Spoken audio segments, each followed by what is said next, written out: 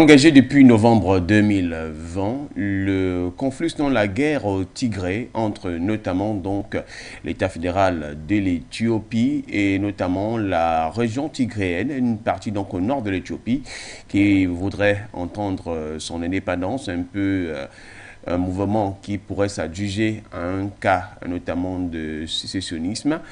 Il y a donc aucune avancée qui n'a été faite jusque-là.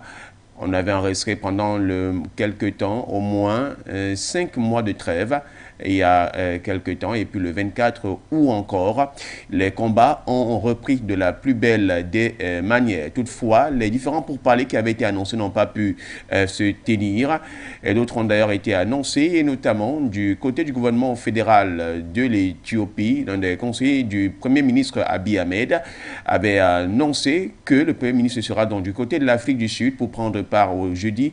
Elle avait annoncé jeudi dernier que le 24 octobre devrait donc être le jour, permettez, que devaient se tenir ces assises donc des pourparlers de la paix. Bien que les Nations Unies, et j'allais dire l'Union africaine, n'avaient pas eu officiellement à faire part de cette annonce, il se révèle néanmoins que du côté du camp, notamment des rebelles tigréens, ou bien du côté du camp des Tigréens, l'on était prêt à discuter et on avait encore une fois de plus confirmé la volonté de venir sur la table des discussions.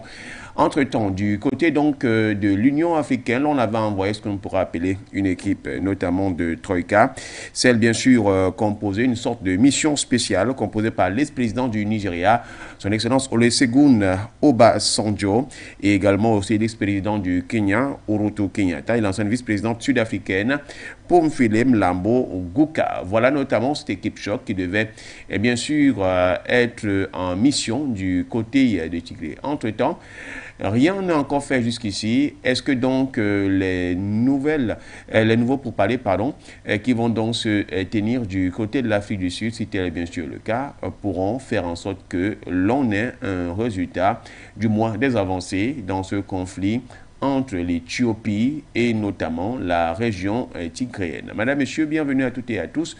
Nous développons cela au cours de cette émission de votre avis compte, édition du 27 octobre 2022. Votre chaîne de télévision panafricaine For You Télévision, une autre vision du monde. Votre chaîne de télévision panafricaine For You Télévision, une autre vision du monde.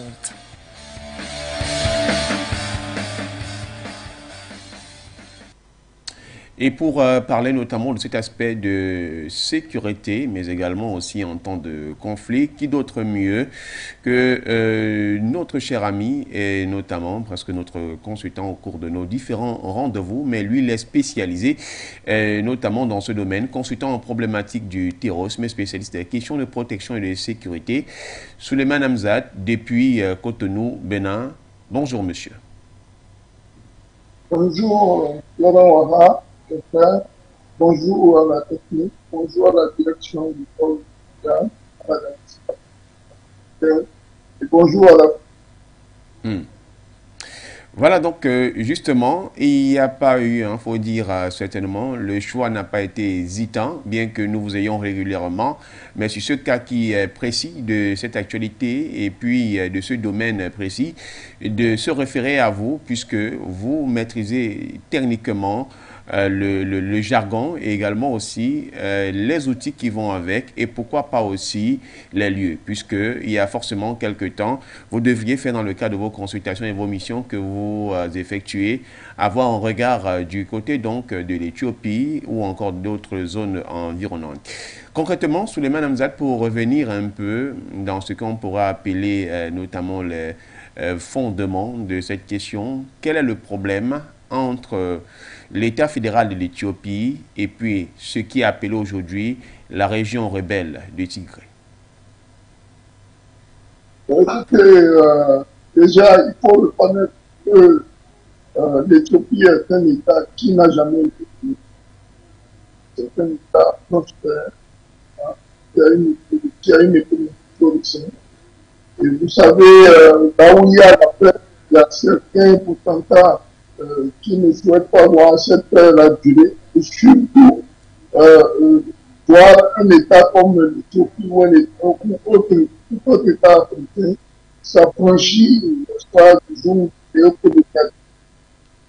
Vous avez remarqué aussi qu'un pays qui était en paix, qui a connu des guerres par le passé, qui était en paix depuis un certain temps, donc ayant une croissance économique forte, et qui avait un directionnel et un choix, disons, politique qui était déterminant, qui était tranché de plus du côté des BRICS et des pays émergents.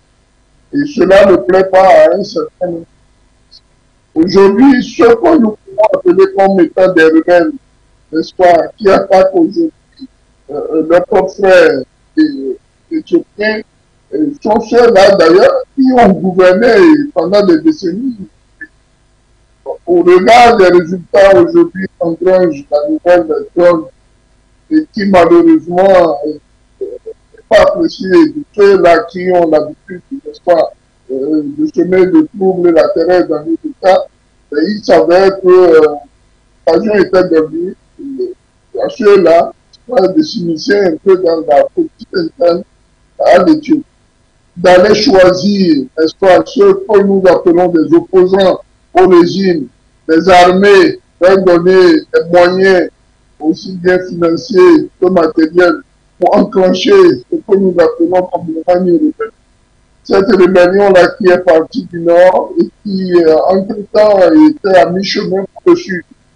Vous vous rendrez compte aussi de tous les communiqués, n'est-ce pas, conduits par ces chanceliers, différentes chancelleries, qui d'ailleurs appelaient un certain nombre de sortissants à sortir de la capitale, comme quoi les rebelles étaient déjà au port de la capitale. Je souffrais que j'ai fait quand même une visite tout dernièrement dans ce très beau pays, ce très grand État, cet État responsable qui a décidé de s'assumer à tout point de vue, n'est-ce pas, qui ne se laisse pas dicter une politique politicienne ou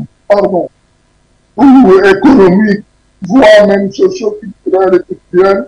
C'est un État qui est resté authentique et j'ai eu à le parcourir quelques semaines et je me rends compte qu'il fallait pour un certain nombre de personnes, pour un certain nombre d'États fantomatiques, comme j'ai l'habitude de les appeler, de les mettre à genoux, de les mettre au pas et comme à l'accoutumée, on a donc toujours pour habitude de se servir de ceux-là d'ailleurs qui sont des potentats et qui ont étudié dans leurs universités ou dans leurs grandes écoles militaires pour semer la terreur. Voilà en quelque sorte ce que je peux vous dire de mon observation. Sans oublier un dernier point, c'est que étant donné qu'ils sont des stratèges, n'est-ce pas, de la confusion et du complotisme, n'est-ce pas, mais voilà maintenant en train de vouloir ce conflit, n'est-ce pas, assez différent qui pouvait se régler politiquement en un conflit armé et communautaire, voire même sectaire, oubliant d'ailleurs que ceux-là même qui ont pris des armes, pour la plupart, relèvent, n'est-ce pas, de l'ethnie du Premier ministre actuel, le Premier ministre Abiy Ahmed. Voilà donc, merci. Avez-vous, on comprend clairement plutôt que c'est l'État fédéral de l'Éthiopie qui est menacé, justement, vu sa propension vers un certain développement et sa assumant tel que vous l'avez si bien évoqué. Mais maintenant, dans le cas proprement parlé, Souleymane Hamzat, il faut quand même dire depuis lors qu'il y a eu des sortes de pourparlers pour tenter de calmer le jeu et à faire appel à un cessez-le-feu. Jusqu'ici, rien ne s'est fait concrètement. Pensez-vous, quel est le problème? Est-ce que c'est parce que les deux pans ne s'étaient pas entendus sur un certain nombre d'arguments ou tout simplement cette main invisible que vous avez soulignée en sourdine qui serait forcément la cause aujourd'hui? Écoutez, on constate que ceux qui appellent à un pourparler ou à des pourparlers de paix sont les mêmes qui activent le feu, qui financent et qui donnent du matériel pour que cette guerre continue. C'est un peu, c'est un peu le spectacle de ce qui se passe du côté de l'Ukraine. On appelle l'histoire à la retenue et en même temps on arme les gens. on ne peut pas, dans ce cadre-là, n'est-ce pas, décider d'aller à des pourparlers quand des factions sont décidées et déterminées à aller aux armes. Il faut une table de négociation, mais bien avant, il faut que déjà les partis, n'est-ce pas, belligérants, aient un recours à un cessez-le-feu, plus ou moins un cessez-le-feu, n'est-ce pas, qui puisse favoriser déjà les différents déplacements des tenants de cette opération-là, de cette guerre. Mais constatez aussi que le pays choisi, n'est-ce pas, pour abriter ce pourparler est quand même l'Afrique du Sud, qui se situe à l'autre bout du continent. Vous voyez, c'est toute la position géographique de ce pays, quoique, bon, elle a une influence quand même très forte sur le plan africain, ne favorise pas ce pourparler. Combien de fois vous allez faire l'Éthiopie, l'Afrique du Sud, encore le pourparler? Je pense que déjà, du point de vue stratégique et géographique, l'endroit est mal choisi. Et bien, c'est qu'aujourd'hui, l'Afrique du Sud se trouve étant comme l'Afrique du Sud se trouve comme étant un de ces pays-là, n'est-ce pas, appartenant au BRICS. Et d'autre part, ceux qui initient ce genre de rencontre, n'est-ce pas, ne tiennent aussi pas en compte de l'Éthiopie reste même le point névralgique, n'est-ce pas, de la politique africaine, en ce sens-là que c'est un pays qui a le siège de l'Union africaine et partant, n'est-ce pas, qu'on appelle le service de règlement des conflits au niveau africain. Donc, je ne peux pas comprendre qu'on laisse toutes les institutions, n'est-ce pas, africaines sur place dans le même pays et qu'on aille chercher des kilomètres plus loin un État dans lequel habiter ce genre de pourparlers. Il y a d'autres États à côté qui auraient pu, n'est-ce pas, accueillir ce genre de sommet. Il y a l'Érythrée, par exemple, qu'on accuse d'ailleurs d'être un soutien militaire. On va en parler du cas de l'Érythrée tout à l'heure. On va en parler du cas de l'Érythrée. Je voudrais, sauf si vous avez un élément à ajouter. Non, vous voyez d'ailleurs que d'autres États le viennent c'est-à-dire d'autres États auraient pu le faire abriter ce sommet-là afin de diminuer, n'est-ce pas, non seulement géographiquement, mais ne pas tomber dans des tracasseries inutiles. Parce que déjà, vous voyez, même le cas du Tchad, on sort de l'Afrique, on va tenir un sommet à Doha, dans lequel le sommet échoue. Hein, n'est-ce pas, on en refait un là. Il faut arrêter à un moment donné de voir les choses de cette manière-là.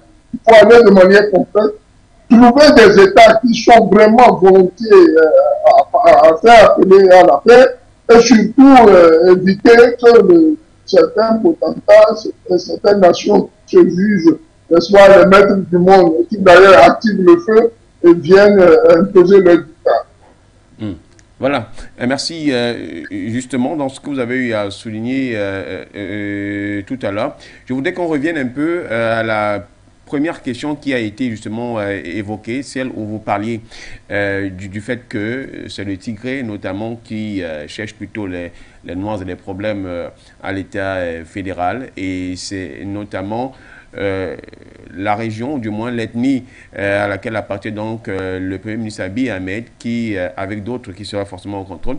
Concrètement, est-ce que l'objectif, c'est que le Tigré soit indépendant, tel qu'on semble vouloir l'annoncer, ou bien on voudrait mettre en mal l'actuel gouvernement de l'Éthiopie, que l'Éthiopie devienne une sorte de lambeau de flamme et puis de sang? Je vous ai parlé du fait que l'Éthiopie n'a jamais été connue. C'est un État qui s'assume et qui assume ses choix. Et à ce point de vue, je suis prêt avec moi que certains, n'est-ce pas, États fantomatiques qui ont l'habitude de la désolation n'accepteront pas que, n'est-ce pas, l'Éthiopie puisse avoir cette paix-là afin de se développer. Vous allez en Éthiopie, ils ont une flotte à nul autre pareil. C'est d'ailleurs l'une des premières flottes africaines. et qui s'assument. Les pilotes sont éthiopiens, les mécaniciens sont éthiopiens. Vous rentrez en ville, tout est éthiopien. Les Éthiopiens s'assument, mais de la tête aux pieds. Et partant, vous voyez l'arrivée au pouvoir du Premier ministre Abiy Ahmed, qui d'ailleurs a fait un choix déterminant.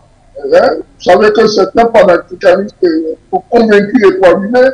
Ce monsieur a été mis directement dans le viseur, n'est-ce pas, de ceux-là qui n'aimeraient pas voir, n'est-ce pas, l'Afrique prendre son destin en vol.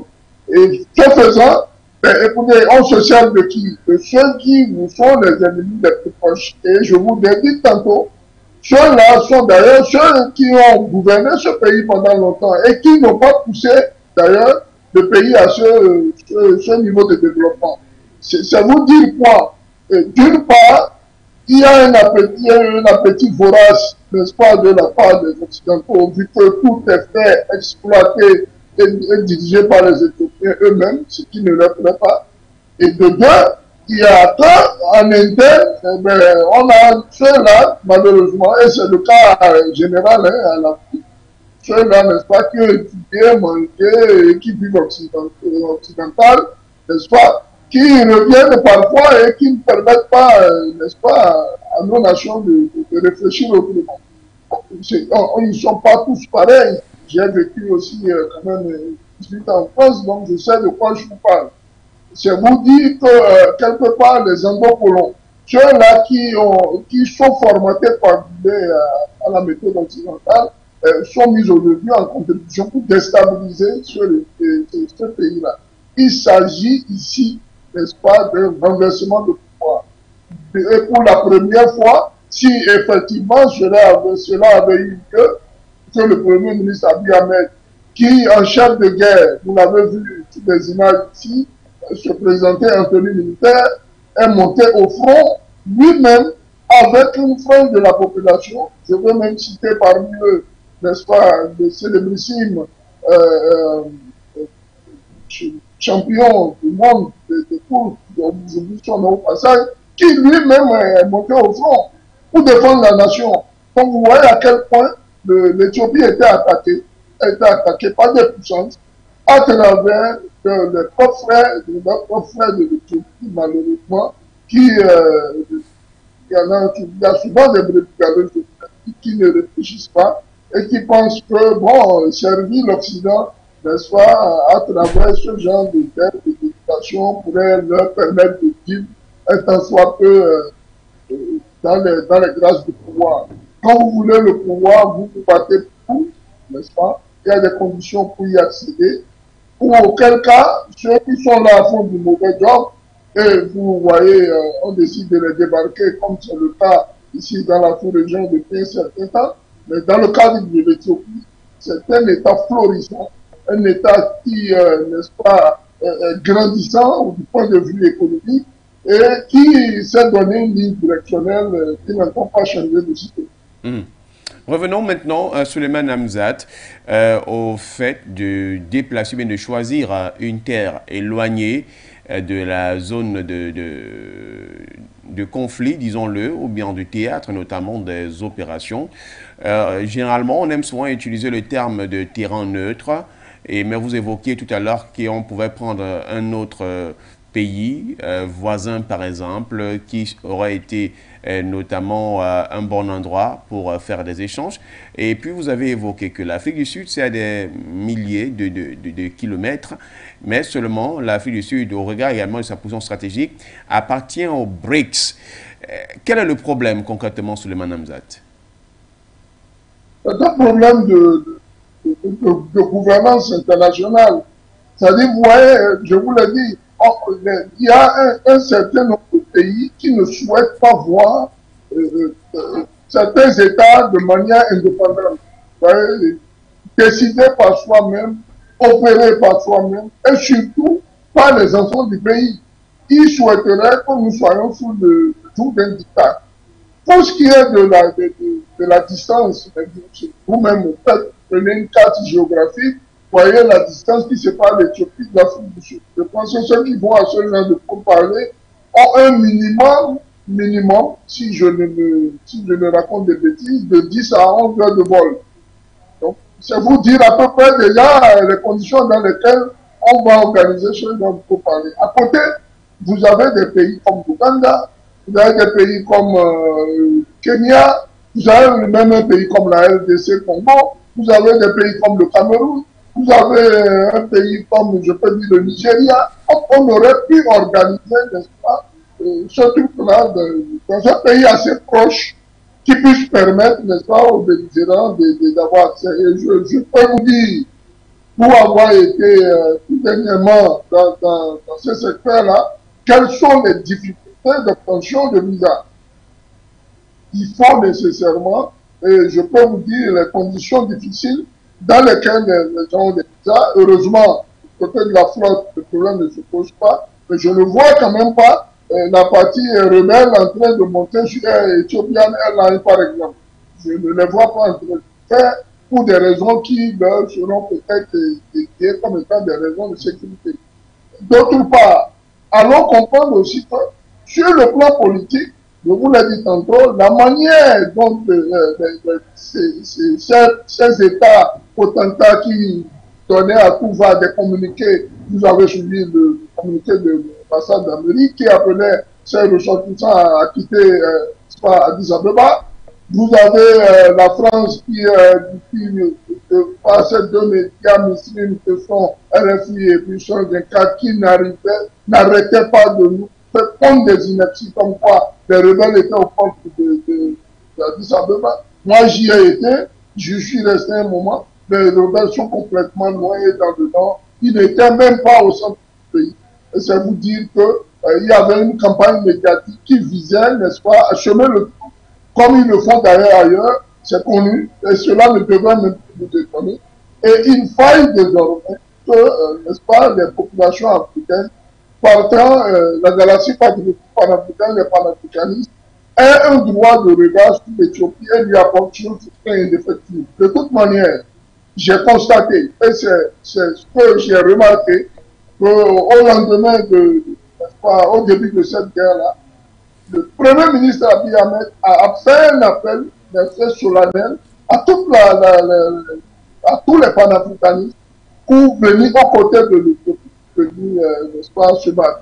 Ça a eu un bon écho, un bon répondant, et je pense que beaucoup se sont déplacés de tous côtés, raison pour laquelle d'ailleurs on a eu une accalmie pendant un certain temps. Mais ceux-là qui ont l'habitude de foutre le bordel, comme je vous l'ai dit, ce sont des gens qui ne changent pas leur manière de s'asseoir, qui sont toujours prêts, tant qu'ils ont les moyens, s'ils ont les moyens, ils contrôlent l'économie mondiale, ils sont toujours prêts à déstabiliser des pays comme l'Éthiopie, qui sont, n'est-ce pas, qui aident, n'est-ce pas, à quoi un fleuron de l'économie, n'est-ce pas, continentale. Il faut veiller à ce genre de détails et surtout à préparer la conscience éthiopienne et panafricaine à ce genre de conflit parce que ça n'arrive pas qu'aujourd'hui. Dites-nous maintenant, revenons dans le cas notamment de ce qui pourrait appeler, bien ce qui est appelé comme soutien, l'Érythrée, les troupes érythréennes donc, qui longent la partie nord de l'Éthiopie, notamment au Tigré, sont appelés ou bien accusés comme étant des alliés de l'Éthiopie pour mettre complètement à mal les rebelles de Tigré. Et donc, le président de la Commission de l'Union africaine, Moussa Faki Mahamat, qui séjourne officiellement de par ses fonctions du côté de l'Éthiopie, a appelé les troupes érythréennes à quitter notamment cet espace-là. Qu'est-ce qu'on voudrait faire comprendre? Que l'Érythrée s'est donc associée à l'Éthiopie pour dévaster complètement la région de Tigré? C'est quoi le problème? Oui. Et je vous rappelle, chers frères, à vous et à nos téléspectateurs, que les Éthiopiens et les Érythréens sont une et une seule même nation. Elles ont été séparées des actes de la colonisation. Quand vous allez en Éthiopie, vous avez les mêmes habitudes que vous avez du côté de l'Érythrée. J'y étais aussi en Érythrée, je suis resté un mois. J'ai vu les habitudes. Ce sont ces deux pays frères, n'est-ce pas, qui ont été séparés par les traits, comment on appelle, les frontières coloniales. J'ai eu l'occasion par contre d'aller au musée d'Asmara, où j'ai entendu, n'est-ce pas, que cette nation a été colonisée 4 fois. Je veux parler de l'Érythrée. Et a subi mais des dégâts, mais des dommages collatéraux au-delà de ce que la conscience humaine peut comprendre. Et partant, c'est un pays qui s'est complètement renfermé sur lui-même. D'abord, vous n'avez pas de WhatsApp là-bas, ni de Facebook, ni... Tout ce qui concerne l'Occident est rejeté du côté de l'Érythrée. Alors, voir un pays comme l'Éthiopie qui, n'est-ce pas, est dans ce sens-là du développement, qui cherche à aller de l'avant et qui se bat tout seul, ben, écoutez, se faire frapper dessus par les ennemis, soi-disant, de l'Érythrée, ben, comprenez que l'Érythrée peut se rentrer tout de suite en danse avec, n'est-ce pas, ces frères d'hier qui étaient malheureusement séparés par le fait des lignes coloniales, que j'appelle des frontières aujourd'hui. Et partant, je voudrais ici attirer votre attention sur le fait que cette participation de l'Érythrée, n'est-ce pas, dans ce conflit a été, n'est-ce pas, déterminante et de manière fraternelle. Vous voyez, ça a été sans aucune hésitation, vu qu'eux-mêmes ont subi, n'est-ce pas, ces dégâts-là, par 4 fois, ils ont été recolonisés par 4 fois. Ils n'acceptent plus le dictat de l'Occident et partant que leurs frères qui sont des vendus, d'après ce qu'ils nous disent, n'est-ce pas, par rapport à la politique occidentale, puissent venir imposer quelque chose, non seulement qui ne relève pas de leur ligne directionnelle politique, surtout pas économique et encore moins culturelle et culturelle. Voilà, merci justement pour cet appui. Parlons donc notamment Moussa Fakid Mahamat, puisqu'on est en train d'évoluer au fur et à mesure, qui pourra nous conduire peut-être vers la sortie de l'émission, à moins peut-être des préoccupations également des téléspectateurs. C'est qu'il y a eu donc un cessez-le-feu qui a encore été une fois de plus lancé par le président de la Commission de l'Union africaine. Et pour revenir, il y avait eu pratiquement 5 mois de trêve et puis les conflits ont encore repris le 24 août. Quand on appelle au cessez-le-feu et puis on se calme, après l'on reprend, c'est un problème quoi? C'est un problème de... Je voudrais toujours revenir sur cet aspect d'incompréhension entre les deux parties qui ne s'entendent pas, ou toujours la main invisible tente de vouloir calmer le jeu pour qu'on semble croire qu'il y a une guerre qui est peut-être normale, bien un conflit qui est normal où des gens ne sont pas entendus avant toutefois de s'y mettre. Vous avez la témérité une valeur de ces gens-là qui déstabilisent nos États. C'est une valeur pour la communauté. Ils n'abandonneront jamais tant qu'ils ne seront pas arrivés à leur objectif. Je vous rappelle au passage et à nos téléspectateurs les conditions dans lesquelles le fils de la Jamaïria a été tâchement assassiné. Je vous rappelle ici aussi les conditions dans lesquelles le maréchal Tchad a été assassiné. Je vous rappelle ici les conditions dans lesquelles ils ont failli assassiner le président de Gbagbo. Donc, je vous dis que ces gens-là ne sont c'est pas des enfants de catéchisme, n'est-ce pas, de catéchisme. Donc, il va falloir prendre les taureaux par les cornes, et c'est ce qu'a fait le Premier ministre Abiy Ahmed, en invitant, n'est-ce pas, les panafricanistes à ses côtés pour combattre ce qu'on appelle l'ennemi commun. Et vous voyez l'entrée de et ça a été fraternel et fraternel. Et aujourd'hui, les combats reprennent. Pourquoi? Parce que ces gens-là n'abandonnent jamais. Et c'est en cela, d'ailleurs, que j'appelle tous les États progressistes, je vais citer la Guinée, le Mali, le Centrafrique et le Burkina Faso, à redoubler d'efforts au niveau sécuritaire et surtout à mettre hors d'état de nuit tous les endocolons. Pour les endocolons, ils n'arrêtent pas, ils n'arrêteront jamais. Pour aller encore plus loin, m'écarter un peu des émissions. Vous voyez que dans les quelques heures qui consistaient au choix du président du Faso, on trouvait que le capitaine Ibrahim Traoré était jeune et qui devait le remplacer. Les mêmes généraux qui ont fait Saint-Cy et toutes les écoles militaires américaines et occidentales. C'est vous dire quoi? Ils ont toujours leur pion en interne, ils trouvent les moyens de les placer. Ils leur imposent un carnaval qui est d'ailleurs contraire aux réalités et aux besoins et aux aspirations du peuple et leur intime l'ordre à travers tout ce que je ne cite pas ici, la franc-maçonnerie et tout le bordel, n'est-ce pas, de s'imposer à eux. Malheur à ceux qui prennent un peu le président Thomas Sankara. Donc le peuple éthiopien, moi à mon avis, est un peu debout. On cherche à le mettre à genoux. Il se bat avec et on, avec l'appui de ses frères d'à côté de l'Éthiopie, pardon, de l'Érythrée, sur la base de ses propres moyens. Et n'oubliez pas, il y a une guerre qui, d'ailleurs, tout le temps, hein, sur nos États africains en particulier, cette guerre-là de l'Occident face à la Russie et à la Chine, aux pays émergents là, qui se mènent partout. C'est le cas au Mali, c'est le cas, ça commence à être le cas en Guinée, bon, d'autres, il est très intelligent, il sait comment il s'en sort. Du côté du Burkina, la ligne directionnelle, elle est nette, elle est claire. On va attendre le phénomène à venir pour voir ce que ça va donner. Et du côté de l'Éthiopie, les gens ont compris que l'Éthiopie allait très loin. Voilà un pays même qui lance des satellites, qui s'occupe de ses propres satellites, et qui sont lancés par des Éthiopiens. Tout est fabriqué par les Éthiopiens. En fait, bientôt, vous allez être surpris de ce que je vous dis. Et malheureusement, le président de la Commission de l'Union africaine, qui est Moussa Faki Mahamat, qui d'ailleurs, je vous l'ai dit, a au sein de son organisation, toutes les organisations, disons, tous les services qui pourraient concourir à la paix, décident d'aller organiser un sommet en Afrique du Sud. L'Afrique, en fait, c'est pas croire que notre Union africaine, on ne la comprend pas du tout.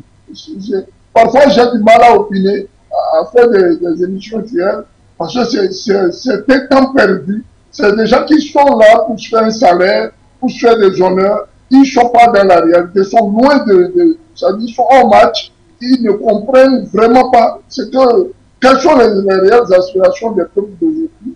Et il faut vraiment, à nous autres, n'est-ce pas, qui voyons de loin ce genre de situation, à réfléchir à faire changer la donne.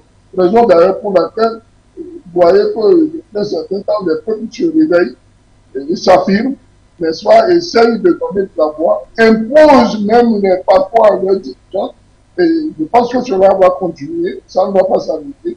Et plaise à Dieu que l'Éthiopie, n'est-ce pas, le choix de ce semble, que les frères éthiopiens se mettent ensemble pour penser la nation éthiopienne, voire, n'est-ce pas, celle du continent africain. Toutefois, nous devons commenter l'actualité sur le Manamzat et puis essayer de comprendre le pourquoi dans ces organisations internationales et même régionales, sous-régionales, continentales ne parviennent pas à bouger du doigt, comme l'avait si bien dit, comme quoi prendre de l'argent tout simplement, sans toutefois prendre en compte la réalité.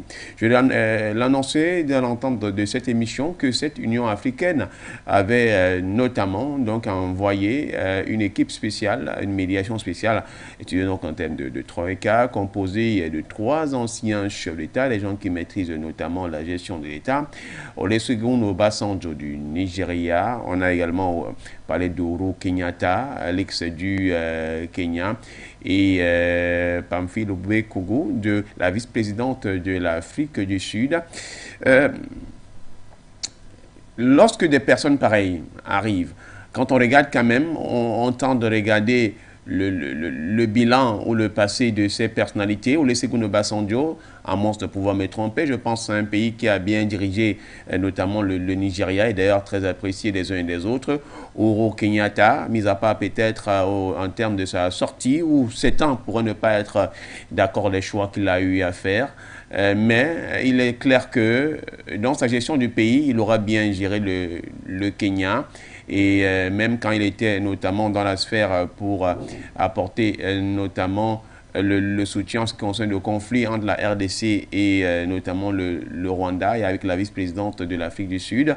Une équipe composée de telles personnalités, qu'est-ce qui empêcherait celle-ci de pouvoir arriver à trouver notamment des voies et moyens pour la médiation, ou tout simplement on assiste là à une sorte de maquillage, parce qu'il faudrait clairement que l'on dise que les bras n'ont pas été croisés, on a eu au moins opéré quelque chose.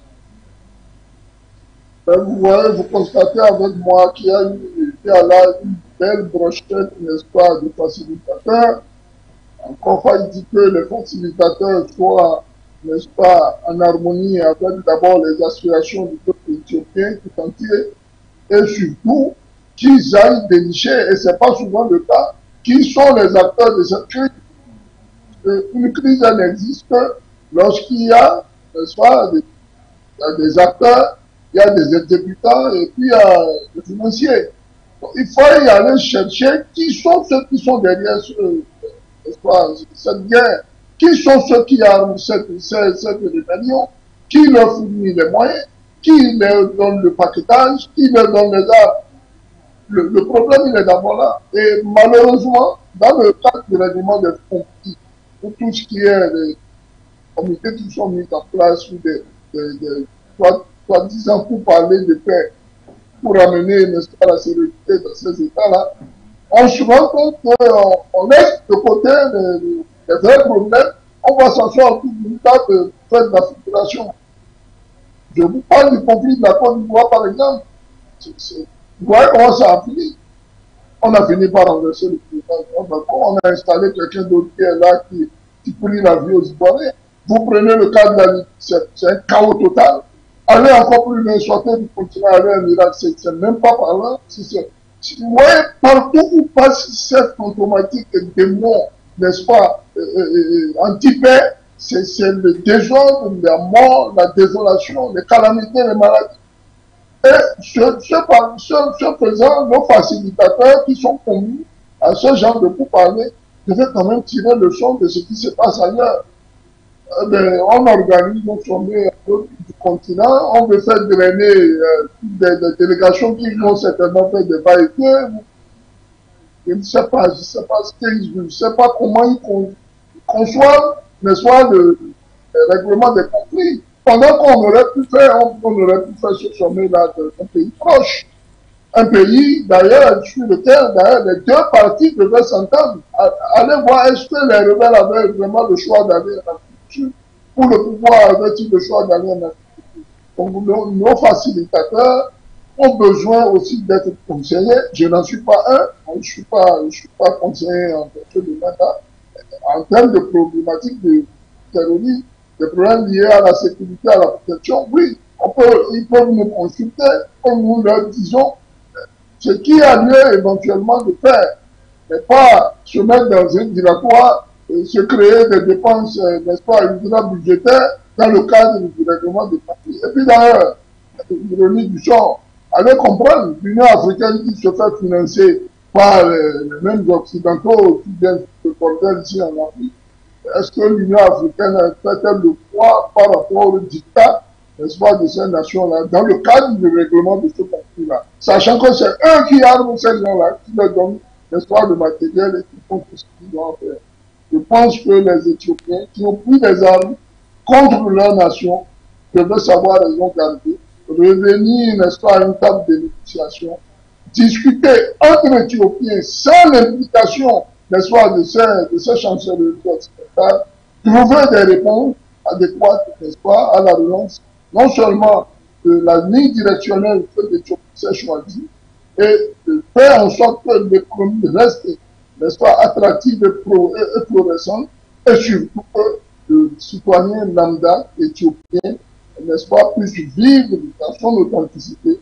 Vous les voyez habillés, ils sont habillés éthiopiens. Vous les voyez manger, ils sont mangés éthiopiens. Vous les voyez en vie, ils ont un comportement qui leur est propre et ils ne souhaiteraient pas avoir, n'est-ce pas, ce genre de comportement où on vient vous imposer l'homosexualité, des trucs adornis. Le peuple éthiopien est un peu plus grand, un peu plus fier, un peu plus formidable. Moi, je l'ai côtoyé quelquefois. Je pense qu'il mérite mieux que ce qu'il vit actuellement. Parlons de mieux que ce qu'ils vivent actuellement.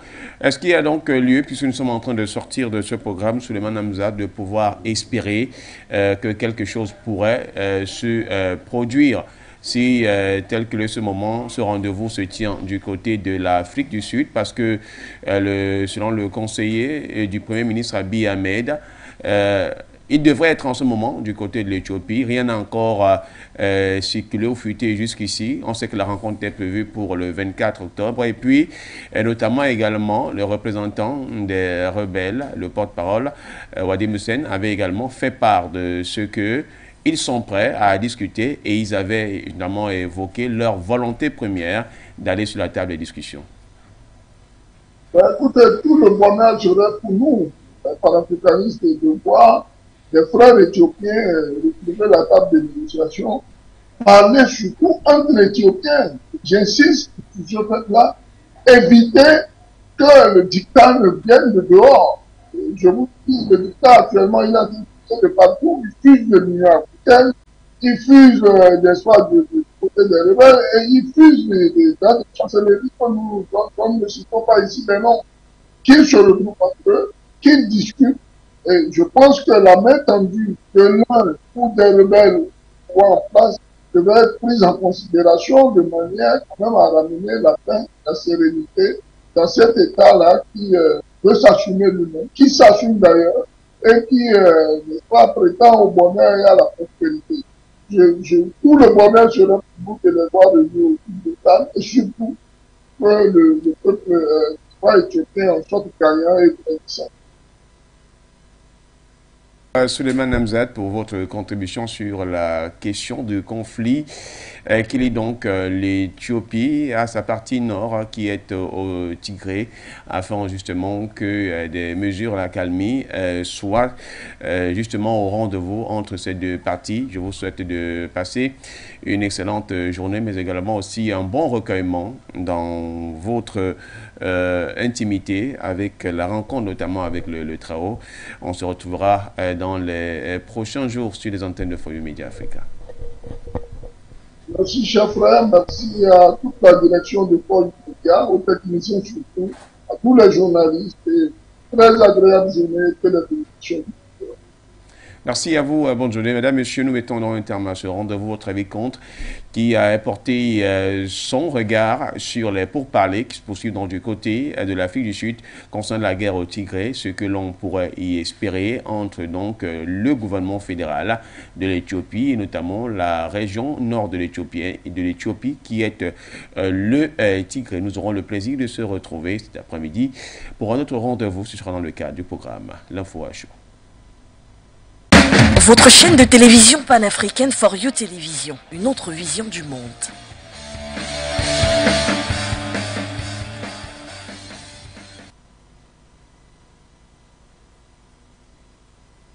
Votre chaîne de télévision panafricaine For You Télévision, une autre vision du monde.